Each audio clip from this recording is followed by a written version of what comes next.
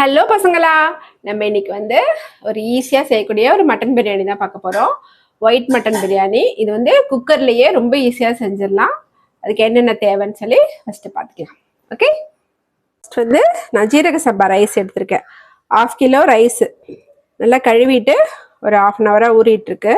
அடுத்தது வந்து ஒரு 600 to 700 grams மட்டன், பெரிய வெங்காயம், தேங்காய் பால் வந்து உங்களுக்கு வேணும்னா சேர்த்துக்கங்க, இல்லைனாக்கா தயிர் மட்டும் விட்டாலே போதும். இஞ்சி பூண்டு பேஸ்ட்டு, அதுக்கப்புறம் வந்து கொத்தமல்லி, புதினா, பச்சை மிளகா, லெமன் வேணும். அப்புறம் தாளிக்கிறதுக்கு வந்து பட்டை, கிராம்பு, ஏலக்காய், ஸ்டார் ஆனீஸ், அப்புறம் ஒரு லெமனு, உப்பு. இவ்வளோதான் தேவை. வேறு எதுவுமே தேவை கிடையாது. நம்ம வந்து வேறு எதுவும் மசாலா அரைக்கிற வேலையோ அதெல்லாம் எதுவுமே கிடையாது. இஞ்சி பூண்டு பேஸ்ட் மட்டும் ரெடியாக இருந்ததுனாக்கா எல்லாம் கட் பண்ணுற வேலை மட்டும்தான். எவ்வளோ சீக்கிரம் முடியுமோ அவ்வளோ சீக்கிரம் செஞ்சிடலாம். அதுவும் நம்ம இன்றைக்கி குக்கர்லேயே தான் செய்ய போகிறோம். எப்படி செய்யறதுன்னு பார்க்கலாம். ஒரு ப்ரெஷர் பேன் அடுப்பில் வச்சுருக்கேன். எண்ணெய் வந்து ஒரு 20 ml எண்ணெய் ஊற்றிருக்கேன். அதாவது ஒரு 2 டேபிள் ஸ்பூன் எண்ணெய் விட்டுருக்கேன். அதோட 1 டேபிள் ஸ்பூன் நெய் விட்டுக்கலாம். அவ்வளோதான். இது வந்து நல்லா சூடாகட்டும். எண்ணெயும் நெய்யும் நல்லா காஞ்சிருச்சு. இப்போ நம்ம வந்து அடுப்பை சிம்மில் வச்சுருவோம். சிம்மில் வச்சுட்டு பட்டை, ஏலக்காய் எடுத்து வச்சோம் இல்லையா, பட்டை, கிராம்பு, ஏலக்காய், கல்பாசி, ஒரே ஒரு ஸ்டார் ஆனீஸ், அவ்வளோதான் போட்டு நல்லா வதக்கலாம். பட்டை, கிராம்பு, ஏலக்காய் வந்து நல்லா செவந்துருச்சு. இப்போ நம்ம வந்து வெங்காயம் போடலாம். எல்லாமே பெரிய வெங்காயம் தான்.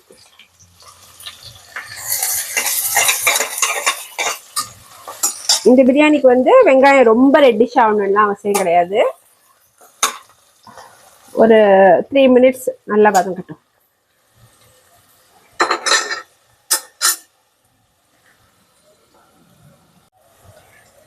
பச்சை மிளகா போட்டுக்கலாம். இதில் வந்து பச்சை மிளகாவோட காரம் மட்டும்தான், மிளகாத்தூள்லாம் போடக்கூடாது. அதனால நீங்கள் கொஞ்சம் நிறைய, நான் வந்து ஒரு அரை கிலோ ரைஸு, 1/2 கிலோ மட்டனுக்கு வந்து ஒரு 9 பச்சை மிளகா போட்டிருக்கேன். இது வந்து ரொம்ப காரமாக இருக்காது, காரம் கம்மியாகவும் இருக்காது.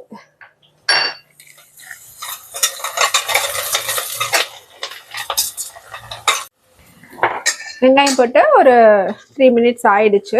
இப்போதைக்கு இஞ்சி பூண்டு பேஸ்ட் அளவெல்லாம் நான் டிஸ்கிரிப்ஷனில் கொடுத்துட்றேன். ஓகே, இஞ்சி பூண்டோட இந்த பச்சை ஸ்மெல் போகிற வரைக்கும் வதக்கணும். ஒரு 2 minutes அப்படியே நல்லா வதங்கட்டும்.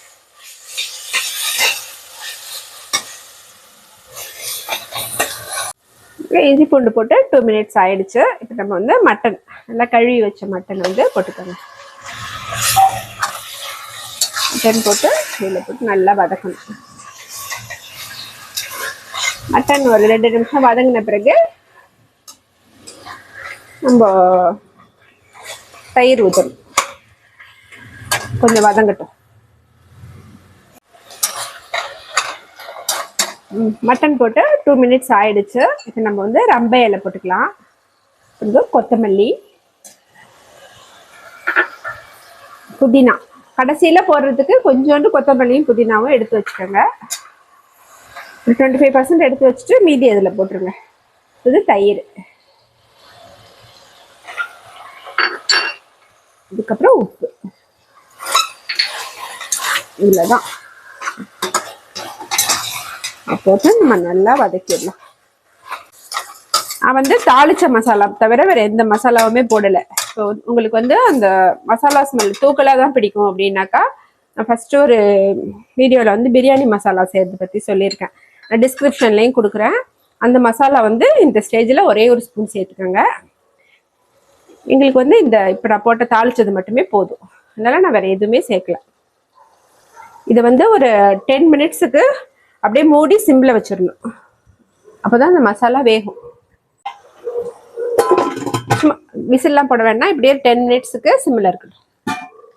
இப்படி வெந்துட்டே இருக்கட்டும். பாருங்க, 10 minutes ஆயிடுச்சு. மட்டனில் இருக்கிற தண்ணி, தயிரில் இருக்கிற தண்ணி, இதுவே உங்களுக்கு வந்து இவ்வளோ வெளியில் வந்திருக்கு பாருங்க. இவ்வளோ தண்ணி இருக்கு. இப்போ நம்ம என்ன பண்ண போறோம்னா, மட்டனை வந்து வேக வச்சு, சிக்கனாக இருந்தாக்கா இப்படியே நம்ம ஒரு 20 minutes வச்சா வெந்துடும். மட்டனுங்கிறதுனால இது விசில் விட போகிறோம். அதுக்கு வந்து கொஞ்சமாக ஒரு மட்டன் முழுகிற அளவுக்கு தண்ணி, இவ்வளோதான். இவ்வளோ இருந்தால் போதும். இதை வந்து மூடி விசில் போட்டுடலாம். விசில் போட்டு உங்கள் ஏரியா மட்டனுக்கு தகுந்த மாதிரி 5 விசில்லேருந்து 8 விசில் வரைக்கும் ஆகும் வேகிறதுக்கு. இப்போ வந்து நான் 4 விசில் விட்டுட்டு சிம்மில் வச்சுட்டேன். அப்புறம் 2 விசில் வந்தது. விசில் அடங்கினதும் ஓப்பன் பண்ணலாம்.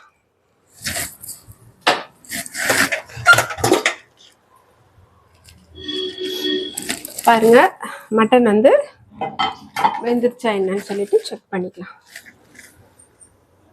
பாருங்க, மட்டன் வந்து நல்லா வெந்துருச்சு. ஸ்டேஜில் வந்து நம்ம திருப்பி அடுப்பை ஆன் பண்ணிக்கலாம். அடுப்பை ஆன் பண்ணி ஹையில் வச்சுட்டேன். இப்போ நம்ம வந்து தண்ணி வந்து நம்ம 1க்கு 2 வைக்க போகிறோம். 1 டம்ளர் அரிசிக்கு 2 டம்ளர் தண்ணி வைக்க. சின்ன டம்ளர் அளவு தான் எடுத்திருக்கேன். இப்போ இந்த டம்ளரில் பார்த்தீங்கன்னாக்கா ஒரு 3 டம்ளர் மாதிரி தண்ணி இருக்குது. தேங்காய் பால் ஊற்றிக்கலாம். மொத்தம் 5 கப்பு தண்ணி ஊற்றிருக்கோம். 8 ஊற்றணும். நெய் போட்டிங்கனாக்கா அவ்வளோதான்.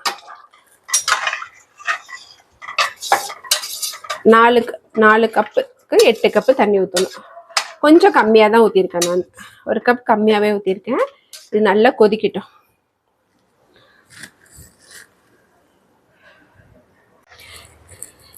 லைட்டாக கொதி வர ஆரம்பிக்குது. இந்த ஸ்டேஜில் வந்து நம்ம லெமன் பிழிஞ்சிக்கலாம்.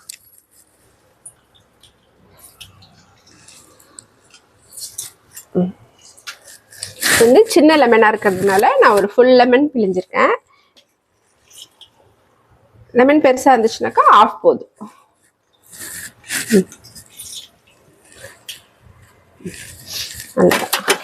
அதுதான் தண்ணி கொதிக்க ஆரம்பிச்சிருச்சு. இந்த ஸ்டேஜில் வந்து நம்ம ரைஸ் போட்டுக்கலாம்.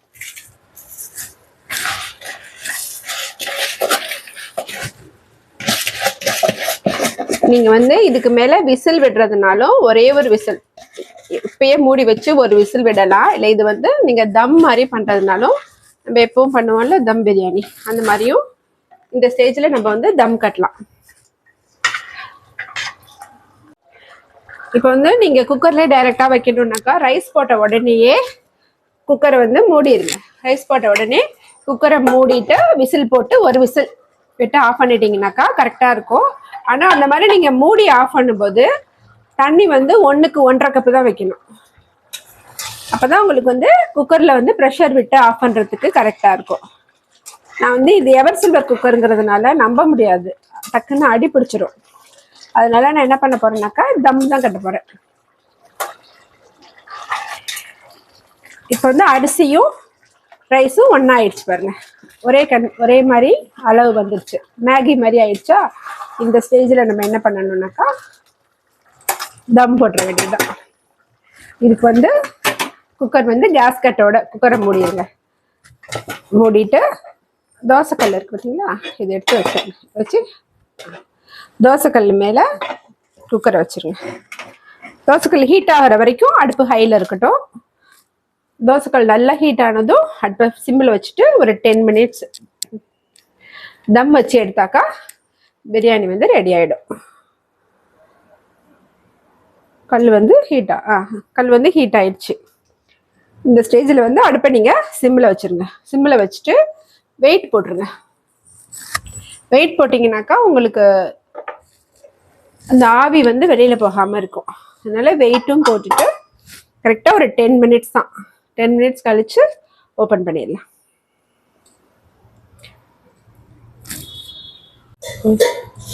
டென் மினிட்ஸ் ஆயிடுச்சு. அடுப்பு ஆஃப் பண்ணிட்டேன். இதில் வந்து விசில் போட்டதால லைட்டாக ஒரு ப்ரெஷர் கிரியேட் ஆகிருக்கு.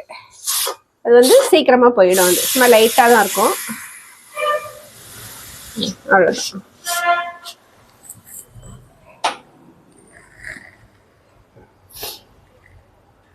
இது ப்ரெஷர் இண்டிகேட் போயிடுச்சு. ஓகே, இதை ஓப்பன் பண்ணி பார்க்கலாம் எப்படி இருக்கு.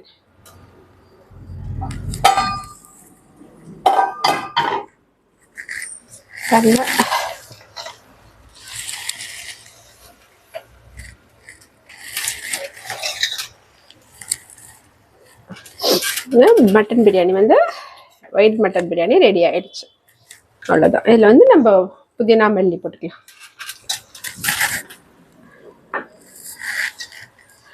உங்களுக்கு வேணும்னாக்கா இதில் ஒரு ஸ்பூன் நெய் கூட விட்டுக்கலாம். விடலை. முடிஞ்ச வரைக்கும் நெய் எண்ணெயெல்லாம் எவ்வளோ கம்மியாக யூஸ் பண்ணுறோமோ அந்த அளவுக்கு பிரியாணி வந்து ஹெல்த்தியாக இருக்கும். வீட்டில் குழந்தைங்களா இருந்தால் மட்டும் ஒரு நெய் போட்டு அப்படியே கலந்து கொடுங்க. பெரியவங்கெல்லாம் அப்படியே சாப்பிடலாம். பாருங்க, அவ்வளோதான். இதே மெத்தடை யூஸ் பண்ணி நீங்கள் வந்து பாஸ்மதி ரைஸ்லையும் பண்ணலாம். இதே சேம் மெத்தடு தான், தண்ணி மட்டும் கொஞ்சம் பார்த்து கம்மியாக வச்சுக்கோங்க. அவ்வளோதான். ஓகே,